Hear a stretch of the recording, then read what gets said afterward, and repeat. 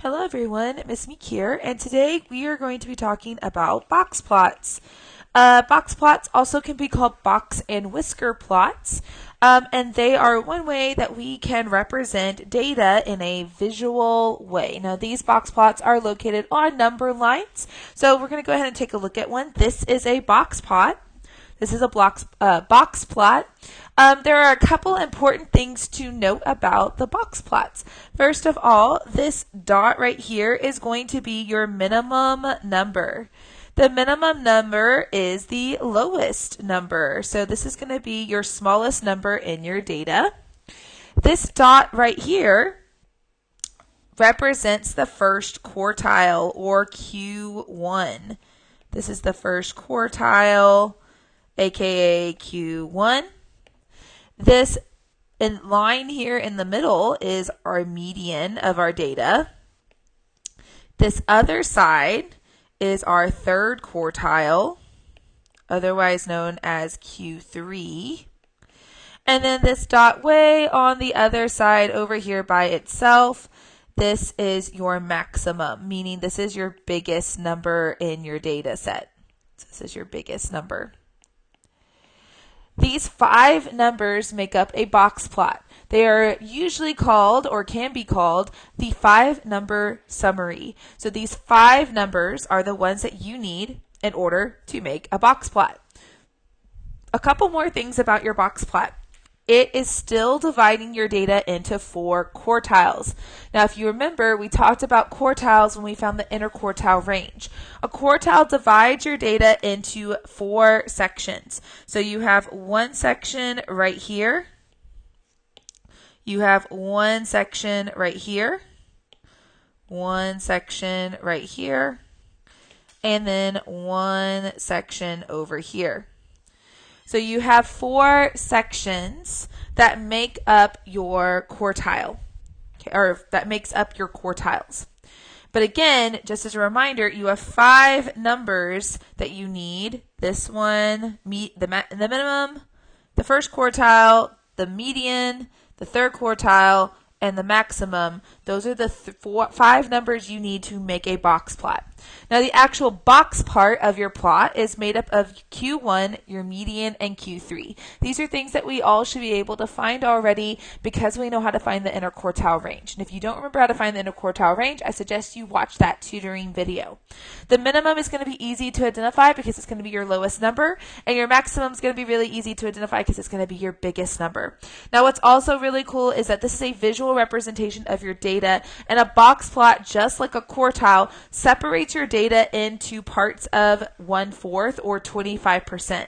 So what that means is that in each section of this data, there is 25% or 1/4 of your data being represented. So that means that your quartiles are evenly distributing the data into 4 sections. So each one of these sections here is 1/4 or 25% of the data. Remember, 25% as a fraction is 1/4.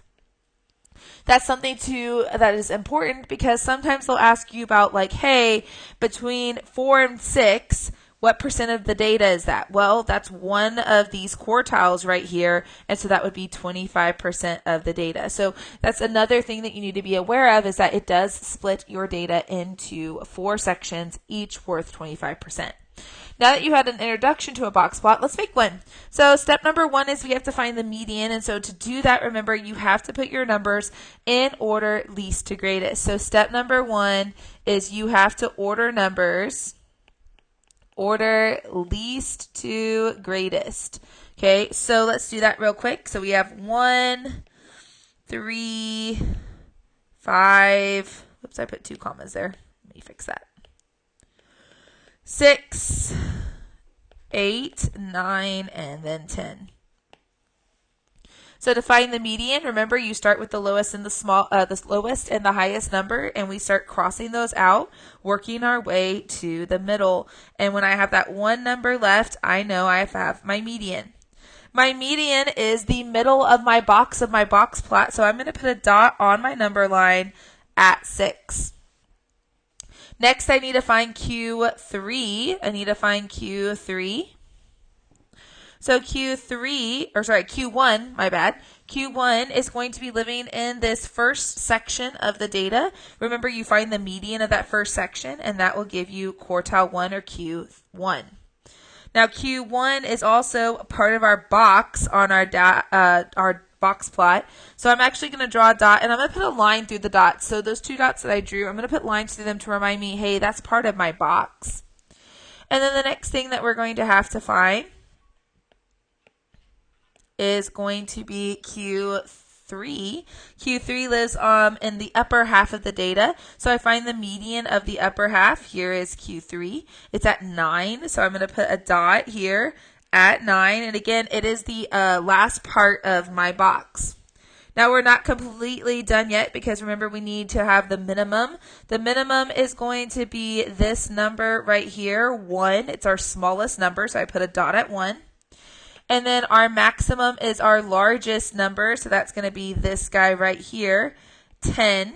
Now, just as a side note, the minimums and the maximums can also be called extremes. So you have the lower extreme, which is the smallest number, the minimum, or you have the upper extreme, which is your largest number or your maximum. So sometimes they change terminology on you, so just make sure that you're prepared for anything. I have my 5 numbers to make my box plot. Remember, those 3 numbers in the middle there actually make my box. So I'm going to go ahead and connect those lines to make my box. And then these guys, your minimum and your maximum, are like your whiskers. Okay, so that's why some people call this a box and whisker plot. And so we're going to connect those to our box. And now we have our box and whisker plot. And you can see that here is my median here at 6. Okay, we can see that Q1 is right here at 3. We can see that we have put Q3 right here at 9. And then again, we have our minimum over here, our smallest number. And we have our maximum over here, which is our biggest number.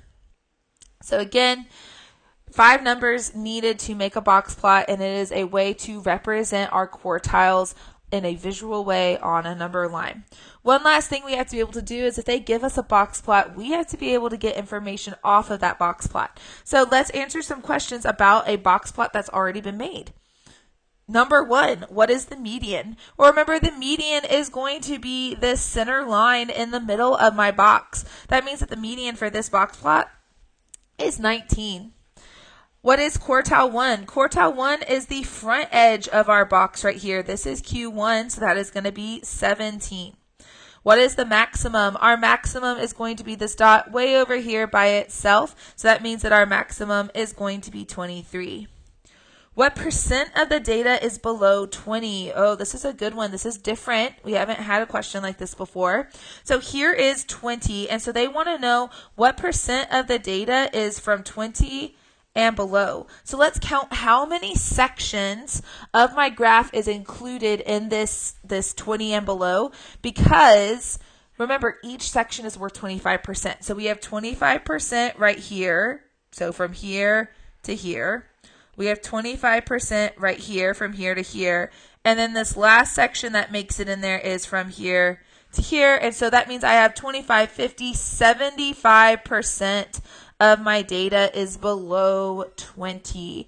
So again, they can ask us questions like that. They could even ask us questions like 50% of your data is above what number? Well, the top 50% of my data would be these 2 sections right here. So 19 and up. Okay, so we would have to say 19 is above 19. So again, they can ask you questions about that percentage of data. So remember, each section is worth 1/4 or 25% of the data. All right, guys, this is a brief overview over how to make a box plot and how to answer questions about a box plot. I hope that this helped clear up any confusion that you may have, and I'll talk to you later. Bye.